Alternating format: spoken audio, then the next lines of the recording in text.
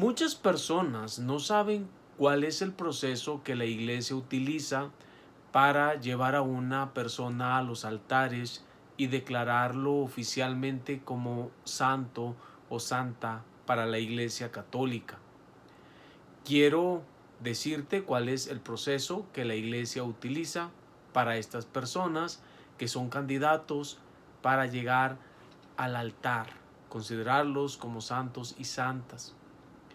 Antes que nada, pues no es la iglesia la que abre un caso para un proceso de canonización. El primer paso es que la comunidad de los fieles tiene que pedir eso al obispo.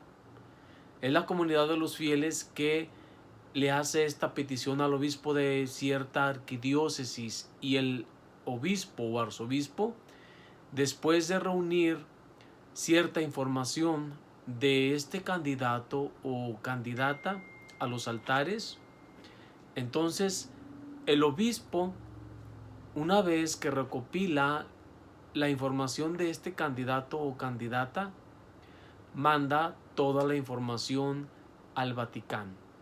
Y en el Vaticano hay un grupo de personas, entre sacerdotes, laicos, teólogos, filósofos, que se llama la Congregación de los Santos, y ellos ya dan inicio de una manera más formal para que inicie este proceso. Primero es la beatificación y el segundo es la canonización. Para ambos procesos, la beatificación y la canonización, tiene que aprobarse un milagro, mínimo un milagro. ¿En qué consiste este milagro? Hay un grupo de médicos, peritos en el tema, que son mínimo 60 médicos, que tienen que comprobar que dicho milagro no tiene explicación médica o científica para comprobar cómo fue posible que esa persona se haya curado. Este milagro tiene tres características. La primera, que es una curación inmediata, y la otra es que la curación es duradera, y el otro es que la curación no tenga una explicación médica. Esos son los tres requisitos. Una vez que se cumplen los tres requisitos dados por estos médicos, que vuelvo a repetir, son por lo menos 60 médicos, peritos en el tema, ahora sí ya son los teólogos los que determinan si este milagro no es del santo, es decir, que se atribuya a otro santo, o es a este candidato en cuestión. Una vez que se aprueba este milagro tanto por los médicos y los teólogos, entonces sí se da el inicio para aprobar oficialmente a ese candidato, primero como un beato o una beata, y después tiene que haber otro milagro, mínimo otro milagro más, para que la persona sea candidato a la canonización, es decir, a ser declarado oficialmente como santo o santa para la Iglesia Católica. Allá por el siglo XVI, más o menos por el año 1587, hubo un papa de nombre Sixto. Sixto VI. Este papa nombró a una persona que se le conocía como el promotor de la fe, o que también adquirió el famoso nombre de abogado del diablo, porque esta persona se encargaba de presentar todas las pruebas habidas y por haber para que este candidato no pudiera llegar al altar. Es decir, este abogado del diablo se encargaba de presentar cualquier prueba, por más mínima que sea, para decir: este candidato o esta candidata no puede ser santo o santa por las siguientes razones. Este abogado del diablo hizo este proceso tan complicado que por siglos enteros la iglesia solamente pudo canonizar a muy pocos santos. Es con el Papa Juan Pablo II, hoy santo, que se suprime esto del abogado del diablo. El Papa lo suprime en el año 1983. Estamos hablando casi de 400 años que duró este oficio del abogado del diablo. Y miles de casos se quedaron estancados y la gran mayoría de ellos no se llegó a realizar. Se perdieron en la noche del olvido. Otros tantos sí tuvieron pues la gracia de seguir con el proceso. Pero después de 1983, con el Papa Juan Pablo II, se hizo más ágil y más fácil el proceso. Esto definitivamente no quiere decir que cualquier persona que sea candidato o candidata pueda necesariamente ser proclamado por la Iglesia como santo o como santa. Simplemente el proceso ya no es tan rígido, pero tampoco quiere decir que a cualquier persona se le puede considerar santo o santa por el simple hecho de que los fieles pidan su beatificación y luego su canonización. Bueno, esto es de una manera muy breve lo que es el proceso que la Iglesia utiliza durante cuando una persona empieza a ser proclamada como candidato o candidata para llegar a los altares. Yo tuve la dicha, la gracia, la bendición de participar en la misa de canonización de los 25 mártires mexicanos el día 21 de mayo del año 2000 en la iglesia, o mejor dicho, en la Basílica de San Pedro en el Vaticano, en Roma. Fue el Papa Juan Pablo II quien se encargó de canonizar a estos 25 mártires mexicanos, entre los cuales estaba, por supuesto, este gran santo, Santo Toribio Romo, que es conocido a nivel internacional como el patrono de los inmigrantes, de los indocumentados, o como el abogado de los indocumentados, por muchas razones. Voy a hacer este video muy corto porque he tenido muchos problemas para subir estos videos al YouTube. De una manera u otra no me deja subirlos, no sé por qué, estoy arreglando ese problema técnico. Tengo yo que decirte qué es lo que me une a mí, a Santo Toribio Romo. Hay muchas cosas que nos unen. La primera es que él y yo fuimos ordenados diáconos en la misma fecha, mismo diferente año, pero la misma fecha, un 22 de septiembre. Usualmente, una vez que el candidato es ordenado diácono, se tarda aproximadamente un año más, es como el ciclo escolar, para que ese diácono sea ordenado sacerdote. Mínimo 6 meses.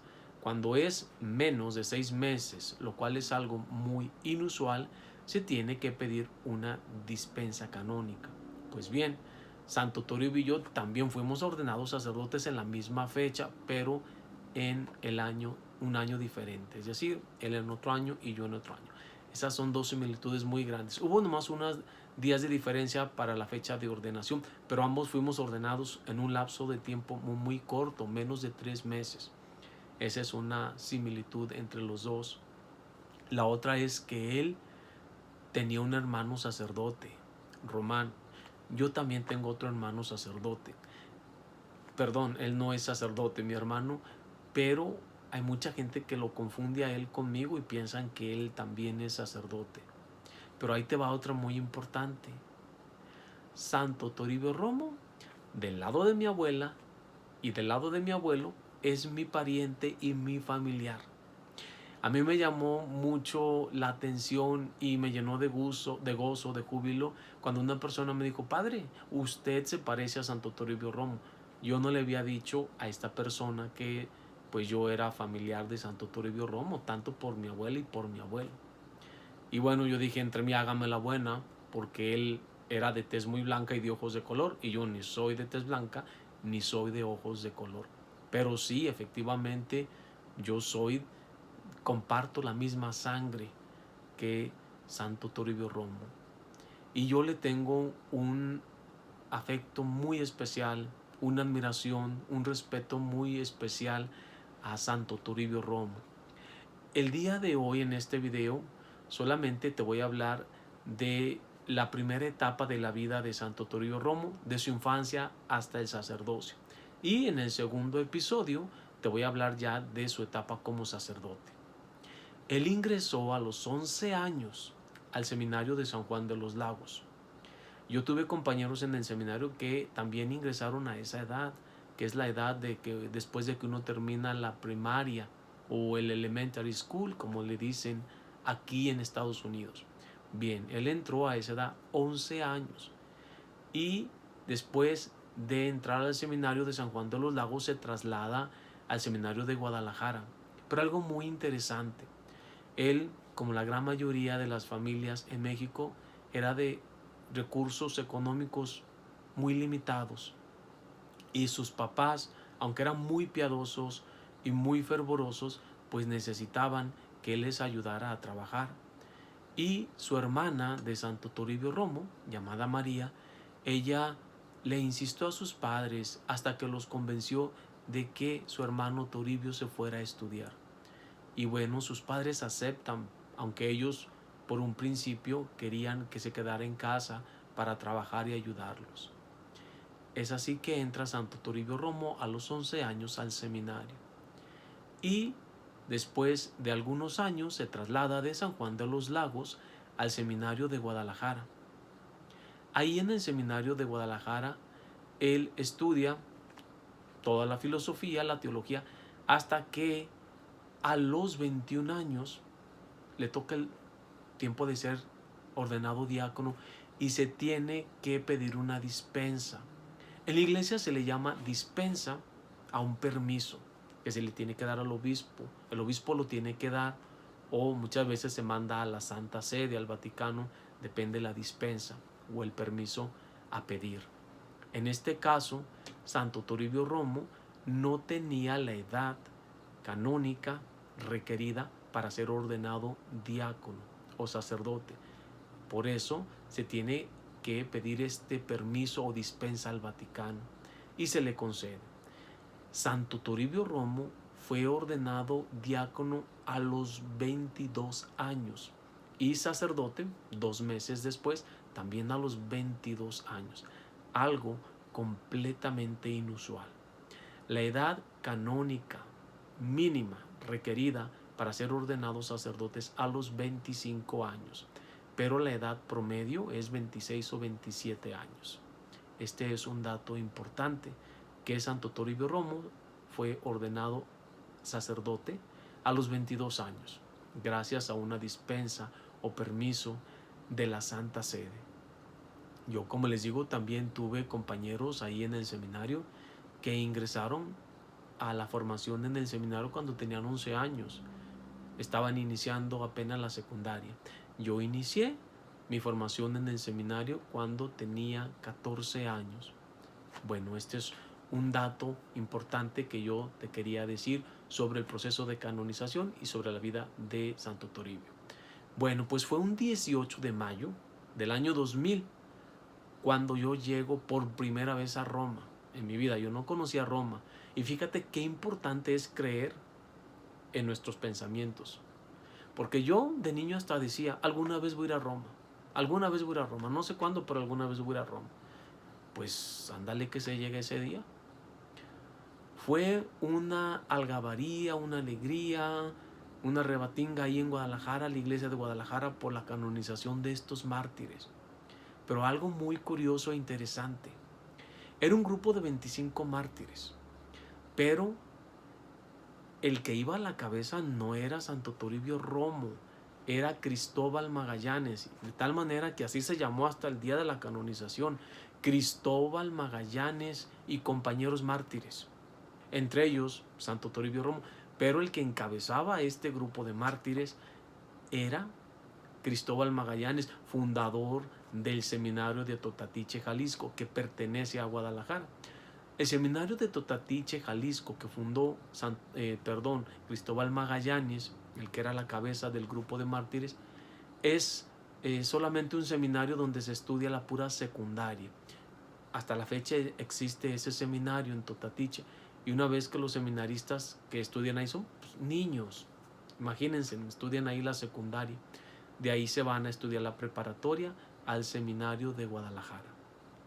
Pues miren, la divina providencia, en los planes de la divina providencia, pues con todo el respeto para Cristóbal Magallanes, pero la divina providencia creo yo que tenía otros planes, porque hoy en día pues Cristóbal Magallanes y el resto de los mártires que fueron canonizados ese 21 de mayo del año 2000 en Roma por el Papa Juan Pablo II, pues casi ninguno de ellos se escucha, a excepción de este gran santo, Santo Toribio Romo, que ha adquirido una fama inusual, espectacular. Santo Toribio Romo tiene un sinnúmero de corridos, tiene un sinnúmero de oraciones, de novenas. En los carros de muchas personas está su imagen, su fotografía, hay llaveros, hay carteras, hay veladoras, hay tantas cosas con la imagen de Santo Toribio Romo. Y la razón es muy sencilla. Después de su canonización, primero te voy a decir cuáles fueron los 2 milagros aprobados para que él fuera declarado oficialmente como santo en la iglesia. Uno de ellos fue por una persona que tenía un cáncer terminal. La persona ya había sido desahuciada. Tú sabes que cuando una persona es desahuciada, declarada desahuciada, es porque pues, prácticamente ya no hay nada que hacer en el campo médico. Esta persona estaba invadida de un cáncer. Esta persona ya había sido declarada estar en su etapa terminal. Pues esta persona se encomendó a Toribio Romo. En ese tiempo todavía no era declarado santo, era beato. Pues esta persona, después de abandonarse a Santo Toribio Romo y de pedirle, sana inmediatamente su cáncer. Y te dije hace un momento, para que algo sea declarado como milagro tiene que ser que se cure inmediatamente y que esa curación sea duradera, no que hoy me curé y ya mañana me volvió el cáncer, no. Entonces fue algo inmediato, duradero y sin explicación para la ciencia, cómo pudo haber ocurrido esa sanación. Eso fue su milagro como beato. El milagro que él realizó, entre otros muchos, para ser declarado santo, ya canonizado por el Papa, fue una señora que tenía un tumor aquí en el cuello. Y a esa señora le daba muchísimo miedo operarse, porque ustedes saben que los tumores malignos pues son muy peligrosos. Entonces ella pues también se encomendó a Santo Toribio, y ya estando ella en el quirófano, toca a la enfermera ahí en la sala de operación y le dice al médico que estaba a cargo de esta cirugía de esta señora del tumor en el cuello, le dice: aquí hay un sacerdote que quiere ver a la paciente. El sacerdote no pudo entrar porque dijo el médico: ya está todo listo para la operación, para la cirugía, y pues no podemos dejar que este sacerdote entre. Y a los pocos minutos pues vuelve a la enfermera a decirle al doctor: perdón médico, pero es que este sacerdote insiste en ver a la paciente. Y pues el médico le dice a la enfermera: ya no abras la puerta, ya no salgas, y así él ya no va a poder entrar. Entonces la señora estaba escuchando eso antes de quedarse dormida por la anestesia, y ella pues sí se asustó porque pensó: quizá esto es muy grave y mandaron un sacerdote a que me dé los santos óleos. Pero si yo me preparé, yo me confesé, yo me preparé antes de la operación. Pero dijo ella, pensó: yo me abandoné a Santo Toribio Romo. Bueno, en fin, de que quedó dormida y lo operaron. Algo muy interesante es que esta señora, cuando la estaban operando, dijo la enfermera y el médico: aquí estuvo un sacerdote en el momento de la operación. No supimos cómo entró, pero estaban las puertas cerradas. Y el médico le dice a la enfermera: ¿la paciente tiene un familiar sacerdote? Porque aquí estuvo un sacerdote presente durante la operación, posiblemente sea familiar de esta señora. Entonces le preguntan a la señora: ¿usted tiene un familiar sacerdote? Ella dice: no. Si es que aquí estuvo un sacerdote durante la operación, aquí en la sala. Y el médico le dice a la enfermera, ¿usted conoce al sacerdote familiar de la señora? Y dice, no. Y había allí en la sala de operación una foto de Santo Toribio Romo. Y el médico le dice a la señora que había operado, mire, aquí está este sacerdote familiar de usted que estuvo acompañándola durante la operación. Pues para la sorpresa de la señora, rompió en lágrimas. Y el médico va y le enseña la foto también a la enfermera. Y la enfermera pues casi se le caen el uniforme. Dice, ¿pero cómo? Dice, si este es el sacerdote que vino varias veces a insistir que quería ver a la señora. Ni el médico ni la enfermera sabían que Santo Toribio ya estaba muerto. Una vez que la paciente sale de la cirugía y sana completamente ese tumor maligno, lo primero que hace es ir a darle gracias a Santo Toribio Romo. Pero este solamente es un ejemplo de los muchísimos milagros que Dios más bien ha dado a muchas personas gracias a la intercesión de Santo Toribio Romo. Una anécdota que a mí me pasó en Roma, bueno, yo tenía como 17 años, imagínense, y yo como a los 13, 14 años yo decía que me iba a ir a Roma y que iba a ir a Roma, y se me hizo. Pues el caso es de que yo dije, pues no sé cómo le voy a hacer, pero yo quiero ir a Roma a presenciar la canonización de los mártires. Ni siquiera le había dicho yo a mis papás que me pagaran pues el viaje. Le dije a un hermano que es tan bueno, mi familia no es por nada, pero son muy muy buenos, muy nobles. Y un hermano mío, no es el que les digo que se parece mucho a mí, que la gente confunde que conmigo. Otro hermano, Ignacio, él me pagó el viaje a Roma para ir a la canonización.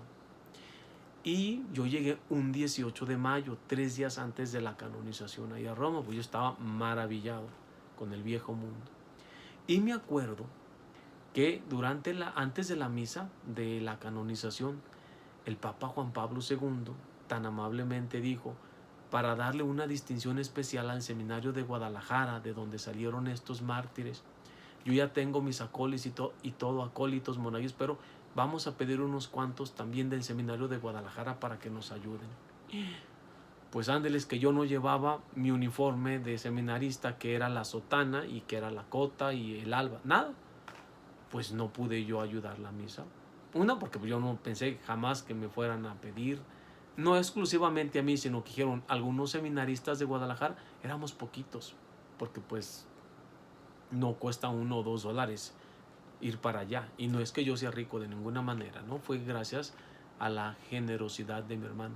Pero bueno, lo que es para ti y lo que no es para ti no es para ti. Así es de que